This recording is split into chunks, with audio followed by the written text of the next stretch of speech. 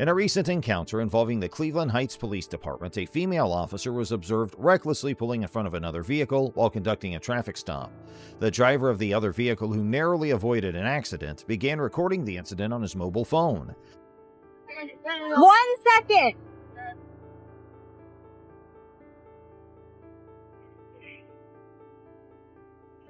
Hey, do you want to go back? 81 Rio, stand by. It's going to be on Bayfield across from the first access road. Send me another unit because another party does not know how to yield to lights and sirens, and he's sitting here recording me. Say that I almost ran him off the road.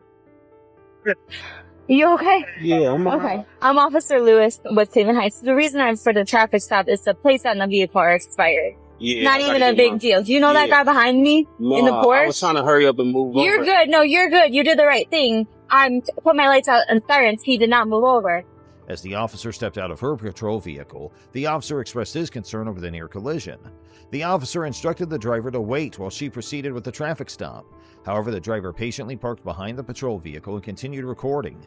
The officer initially admitted her mistake and apologized to the driver, but during their conversation, she suddenly changed her stance, blaming the driver for her own errors. Apologize. You almost ran me off the road. I initiated my lights and sirens. I didn't hear anything. What, was your music on? Because I had the lights and sirens on, sir. You apologize. I apologize. You're wrong. He stopped abruptly. Okay, I'm not wrong. The lights and sirens were activated. You ran me off the road. I did not do that, sir. The lights and sirens on my marked patrol because he stopped abruptly, causing me to stop abruptly, causing you to stop abruptly. Right. And I apologize for that. However, the lights and sirens were on. Okay, the police vehicle is marked. You can clearly see it's a marked patrol vehicle. I initiated lights and sirens. I'm not going to argue, and I'm telling you I do. I'm going to tell you I do apologize that he did stop abruptly. I'm going to tell you the disconnect. Nobody was wrong. I'm going to tell you the disconnect, right? So between the public and you as a public servant. You want me to just that driver check, okay? If it's something wrong and you actually get it, all you say, my bad, I'm sorry. I did. I just said, keep going. I said my bad. I said, I initiated a traffic stop in a marked vehicle with lights and sirens. Right. If you didn't hear the sirens or see the lights, I mean, you called back up to your place. Well, I called back up because somebody is getting out of a cop car. The situation escalated when the officer called for backup and her supervisor, a sergeant, arrived at the scene. The sergeant immediately confronted the driver, accusing him of obstructing and interfering with the traffic stop, despite not being present during the initial interaction. The sergeant failed to articulate if the driver was being detained or not, but he continued to escalate the situation. You called back up for your safety, but... Well, you don't pull up behind an officer on a traffic stop. You don't even know what... You're right, I don't. So why are you saying it? Because I'm here, and what you're doing right now is against the law. You ran me off the road. Okay, well, then you should have pulled over for lights and sirens. She said it on the radio that you didn't yield. And it's on dash cam, I'm assuming. Just a disconnect, man. Sir, I'll tell you what, let her finish her business, and then we can sit down and talk like adults. We're good. I'm going to let him go. We're good. I'm going to let him go. Yeah. I'm sorry, what was your last name? My last name? Yeah. Why you need my last name? Because I'm asking who I'm talking to. You asked me who you were talking to. Well, now you're going to be under arrest, because what you're doing is going to be under arrest. Listen. What you're doing is illegal. I can charge you for interfering with Just give me your last name. Why? Because I'm conducting business with you right I'm now. not being entertained. Or am I pretty you want to be. 10-4, that's not going to how be it the works. driver. What's your RS? Stand by. What's your reasonable articulate suspicion of my crime? I'm going to get rid of him. Hold on, I'll explain to you, okay? Am I being detained? Right now. Am I being detained? If you want to be. 10-4, that's No, that's not how it works. What's your RS? Stand by. My RS? Reasonable articulate suspicion of my crime. Here, first, okay, hold on. I'll explain it to you, okay? Doing what you're doing right now? No, sir. She almost ran me off the road. Okay. Again, you didn't yield to lights and siren. You came out. She was next to me and stopped and almost ran me off the road. Okay. What are you talking about? Okay, listen to me. You asked my reasonable articulable suspicion. It's not a probable cause. If you arrest me, you violate my right. I don't want to arrest you. We have to ID you. You're going to violate my right. That's what you're going to do? Okay, we have to ID you. You understand that? Yes, we do. All right, I'm going to videotape it. Okay, we got you on camera I'm too. going to call, they can come get the car. You're violating my right. Who's getting what car? They can come, you're going to arrest Radio me, another right? car here. I got a male who's obstructing. No, I'm not. And he's refusing to identify himself. So I'll take a report on it, but I need your ID. Yeah. I'm dealing with her. The driver explained what had transpired to the sergeant, but both officers insisted on obtaining his identification, even though no crime had been committed. The sergeant eventually handcuffed the driver, alleging obstruction and interference. Listen, Right. I'm asking you to identify yourself so I can let my dispatcher know who I'm out with. If you don't identify yourself, that is obstruction. You are the one that came out. Obstruction is a secondary crime. What crime did I commit? There's no crime, but I'm identifying you. Okay. I need your driver license. Look, ma'am, I'm sorry. I'm gonna have to arrest you if you don't identify yourself. She just said it was no crime. It is a crime. Obstructing is a crime. Obstructing is a crime. Identify yourself to us. She almost ran me off the road. And then I still have to identify you. No, you don't. Yes, I do. Okay. Well, I'm gonna call an incoming car. You can arrest me. Okay, turn around. Put that gun back. Because I didn't do anything. Okay, turn around. I didn't do anything. Listen, just all you have to do. I don't have my ID with me. Okay, what's your Your date of birth. That's not what we asked for. For what? Because I need to let my director know. It's not a big deal. Last name, sir. Kern, man. Kern? You know what happened. Why are you letting him do this? He's a sergeant. He's violating my rights. He is not. He Have a didn't seat. We're gonna give you a identify ticket when we yourself. send you on your way. You have valid driver's license? Yeah, I do. You violate my rights, man. Yeah, well, you're getting a ticket for interfering with the fast. How did I interfere? She almost ran me off the road. And you could have pulled off and waited and called. I did wait when she said wait. You were out here talking to her. Have a seat. Mr. Kern, just Don't push me, man. Have a seat. Why are you so full of machismo, man? Dude, have a seat. I'm not putting up with your okay? Have a seat. What's wrong with you, man? Have a I'm seat. sitting down. All the way in. if he He's going checks, for obstructing. Or he's getting a you're ticket gonna. for I obstructing. don't. Is he valid? I don't know. I'm waiting for the radio to say what. So this is what happened. Uh-huh. That vehicle matched the description of the vehicle from Weird yesterday. Okay. I saw it. I initiated a traffic stop. Okay. That person, instead of like pulling over, he stopped abruptly. Okay. And I'm getting behind him, but he stopped abruptly. Okay. This guy was very close to him. Okay. And we almost did get into an accident. Okay. Because that driver stopped Did you so have your license abruptly. siren on? I did, yes. Get your ticket for there's always sounds report about this. Okay. He's getting a ticket for Radio, you want to see right back on that yield gas? to an emergency vehicle? Yes, radio, I do. That's why I provided It it. was to a Demetrius Raphael Kern. It's a 37-year-old male. He's valid. That's one. So he gets a ticket and then he can come to Listen, I don't feel I need to give him a ticket for that. I'm Well, then cool. he goes for obstructing. Okay, I mean, I'm cool with letting him go. He just didn't understand. He's in handcuffs. And he's being a jerk. He obstructed. He refused. This was a baseless assumption, as the driver had simply waited on the side of the road until the officer finished her traffic stop. The driver provided his information to the officers, although he was not legally required to do so. The sergeant's behavior demonstrated an unjustified power trip, while the first officer seemed to acknowledge her mistake and attempted to rectify it. You guys got a lawsuit Mr. Kern, coming. just hang on. Just You got a lawsuit coming. Listen, let me explain to you. Don't get out of the car yet. The sergeant wants me to give you a ticket for obstruction, okay? I'm not going to do anything else. Listen, he's the boss. He is the boss. I don't have to refuse if I didn't commit a crime. This isn't a stop and ID state. At this point, it is a traffic stop because you're out on a almost ran me traffic off stop. the road. Mr. Kern, we just had that conversation. I did not almost run you off the road. That Tesla has cameras in it. So Okay. you guys are going to pay for this. Okay, That's fine. Mr. Kern, I apologize. I really do. And this is on body cam, alright? This is, the sergeant's telling me to do this, so listen, I'm just doing what I'm told to do, alright? Afterwards, the driver was released from handcuffs, but the sergeant insisted on pursuing charges. The first officer apologized to the driver, stating she was just following orders. The driver expressed his intention to take legal action against both officers and the police department, citing violation of his rights. Here's your property. Hold on, let me get this in. Sure. Hey, just put your one back. Some janky rusty ass stuff. Right. You want to sign or are you going to refuse? Alright, I'm going to give you a copy of it. You guys violated my rights. You know it. Well, we'll all be in court. Ultimately, the driver received a citation and a court date for obstruction. However, just 11 days later, the prosecutor filed a motion to dismiss the case due to a lack of evidence. The driver plans to proceed with a civil lawsuit against the officers and the department. In April 2023, Officer Scott Harrell, a 4-year veteran of the Texas City Police Department, allegedly initiated a traffic stop after observing a vehicle speeding and cutting through parking spaces at a gas station. Officer Harrell approached Christopher Scholl, the driver, and informed him about the alleged violations. Scholl denied any wrongdoing, stating that he was not speeding, that he regularly took the direct path through the parking lot to the gas pumps. Despite Scholl's compliance and explanation, Officer Harrell accused him of disregarding traffic control devices and threatened to issue a citation. Before I'm stepping out of traffic, Don't walk up to my car, please.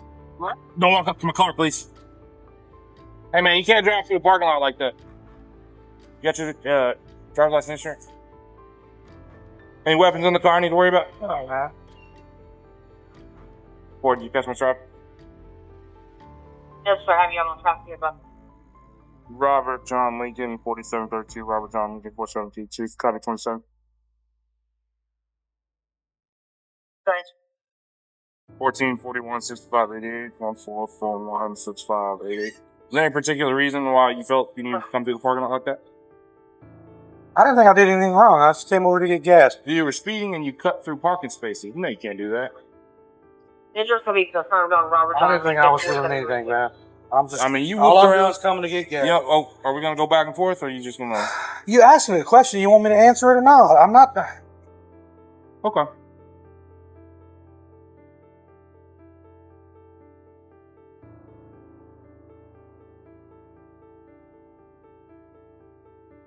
If anything, I thought I was going even slower than normal. No, sir. Because normally people don't even park where you park, and that's the direct path to the gas pumps.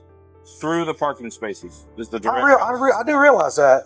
I know that there's parking spaces there. And you almost hit that car that was turning right there. I was watching, man. The traffic stop was initiated on private property, and Texas law generally does not enforce traffic laws in parking lots, driveways, or alleys. Therefore, it can be argued that Mr. Scholl was unlawfully detained by Officer Harrell. Hey, for Thank Thank you. Meanwhile, the officer asked the man to show his license and checked it within his system if there was anything suspicious, but everything was clean. So, I'm not kidding you either, man. I come here every day, dude. look, I'm not. I send pictures of my wife the price of the gas here every day Right. when I come through. Okay, look. So anyway, Here's the deal, man. Okay, I'm not gonna go back and forth and all that. I'm not gonna write you tickets, but the only reason I'm not writing you tickets is because I'm out of tickets right now. Okay, otherwise you would be receiving a citation. for what would be the citation? I'm just curious. Disregarding traffic control device. On private property? Yes. Okay. You still can't do that. It's still illegal. Okay. During the interaction, Officer Harrell demonstrated a power trip, unlawfully detaining Mr. Scholl and making false accusations against him. Despite Mr. Scholl's attempts to de-escalate the situation, Officer Harrell persisted in his aggressive behavior. Nevertheless, Officer Harrell continued to escalate the situation by accusing Scholl of reckless driving and threatening to arrest him. Eventually, Officer Harrell arrested Mr. Scholl, claiming he believed Scholl would continue to engage in unsafe behavior in the future.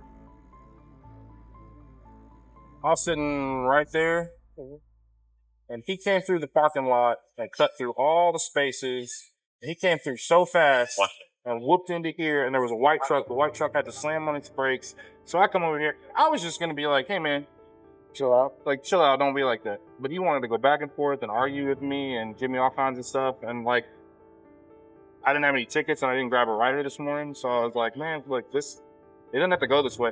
He kept going back and forth, so I was like, all right, let's go. Another officer arrived at the scene, and Officer Harrell recounted the situation, portraying himself as the victim and Mr. Scholl as the aggressor. However, Officer Harrell realized his misconduct and decided to handle the situation differently. He cited Mr. Scholl for disregarding traffic control devices and allowed him to leave. What motorcycle did you see? Anything?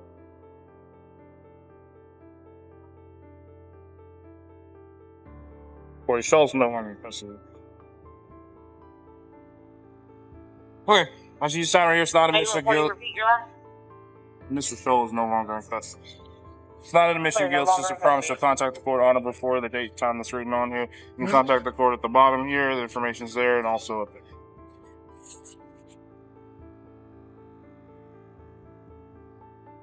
Free to go, sir.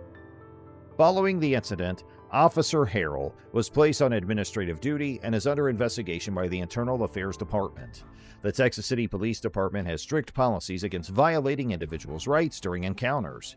Chief Joe Stanton announced that the results of the investigation will be made public once a final disposition is reached. Mr. Scholl, who considers himself pro-police, viewed the traffic stop as unjustified and a violation of his rights. He plans to take the case to trial and is considering civil action against the department. He has set up a GoFundMe campaign to cover legal fees for the potential lawsuit. And now let's move to another video.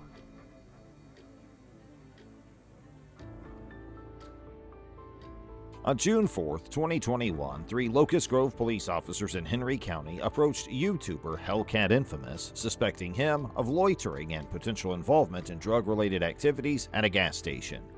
Is the YouTuber related to any drug-related activity? Let's watch the video further and see what happens. Shows up with a 54 male, quick trip, no white, Dodge Charger.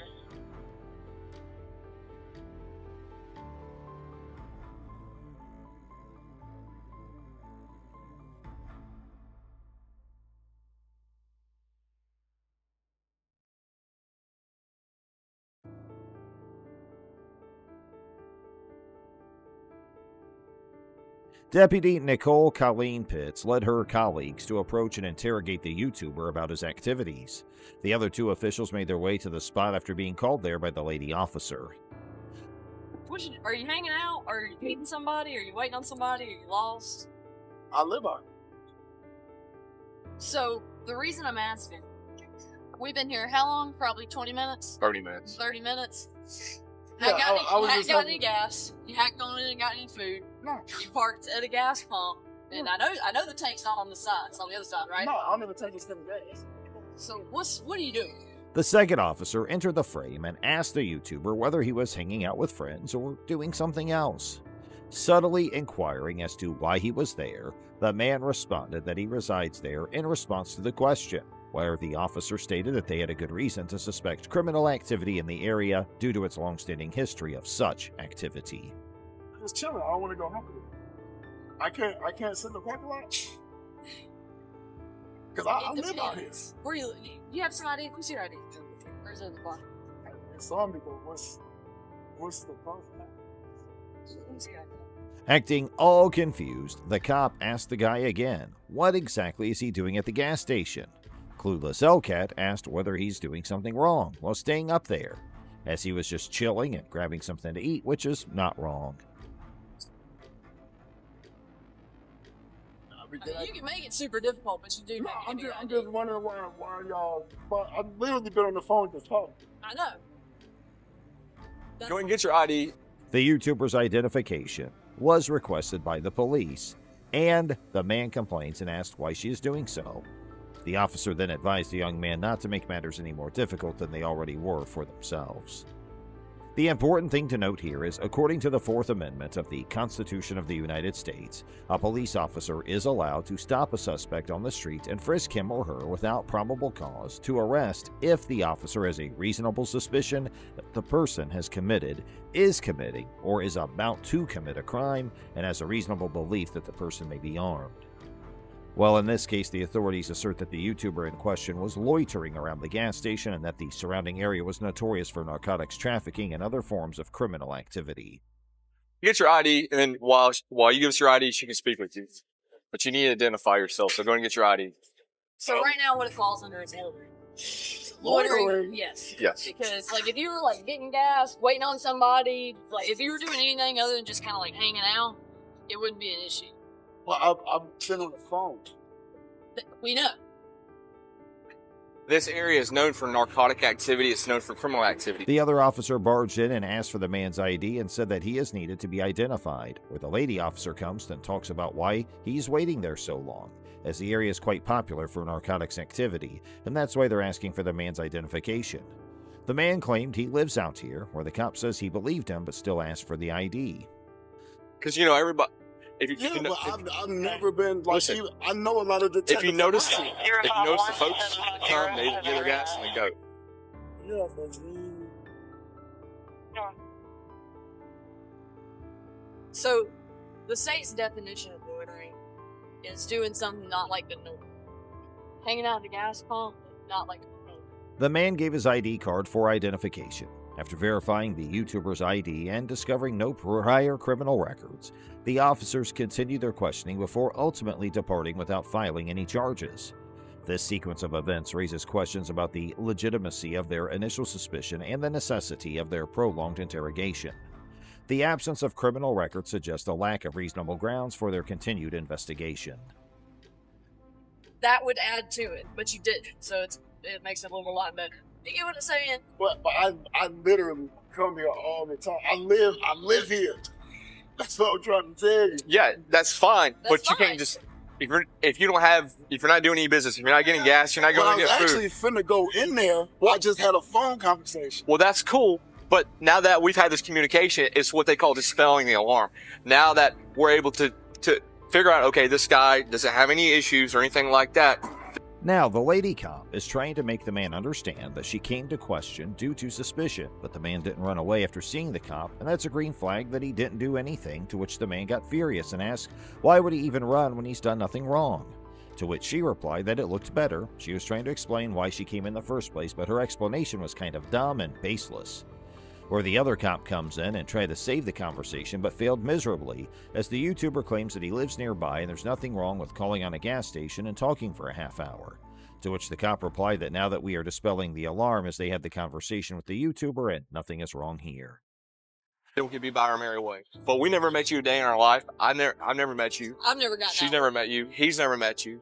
So we're just doing our jobs. What we're getting paid to do.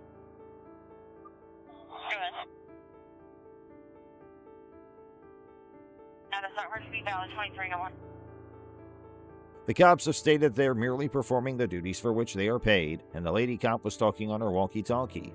You got to, and then head on home, all right? Yeah, but Second that's thing, kind of you're- crazy. Look, it's Like I've never. Go look up loitering in Georgia No, code section. my father's a retired sheriff. Okay. I know, but I've never. Like I said, this area is known for drug transactions. We're going to make sure none of that's occurring here tonight. So The lady cop told the YouTuber to get home, where the YouTuber replied and called her crazy, where the male cop jumps into the conversation and told to look up loitering in Georgia, where it turned out that the YouTuber's father is a retired sheriff, to which the male cop said that the area is known for drug transactions and they're just making sure none of that's occurring there. Well, no, I was at Silver Dollar. I did track nets. I don't do no drug activity. And like you said earlier, the reason we got out with you and asked you and didn't just like immediately throw you in handcuffs is called dispelling the alarm. That's all that happened. So, but do these change? Like, can you make them just one regular color? I could turn them off with a switch. Okay, so the blue lights, you can't have blue lights. The female officer stated there's a party going on in the area and they're concerned that there will be drugs involved. Because of this, they approached the YouTuber and asked him about it. However, the situation is completely different than what the officer stated, as there are many people in the gas station, but the police only had suspicions about the YouTuber, possibly because of his race. And they requested the YouTuber to change the color of his car's light, questioning why the blue color light is on rather than the standard one. then you definitely should. Then you should definitely understand our job. Then you should understand. If you say all these things, and if you're in the profession, you would understand why we're doing our job. That's why I had no problem. Right, and we definitely appreciate the cooperation. No, it's not random. We sat there for a while. The YouTuber tried to explain his point of view, stating that his father's a retired sheriff and he won't do things like that, to which the cop tried to explain himself, stating that the YouTuber should understand where the police are coming from. And then the cop stated they appreciate the cooperation. The policeman tried to explain they saw a guy coming towards the YouTuber and thought it could be drug-related, that's why they intervened, but the YouTuber replied the car he's driving. The guy complimented the car and nothing else. Affairs going on. Now we're gonna be about our way. If we thought something nefarious was going on, then we'd be going a whole different direction. You understand? But we have to dispel alarm, make sure nothing nefarious is going on. You understand that?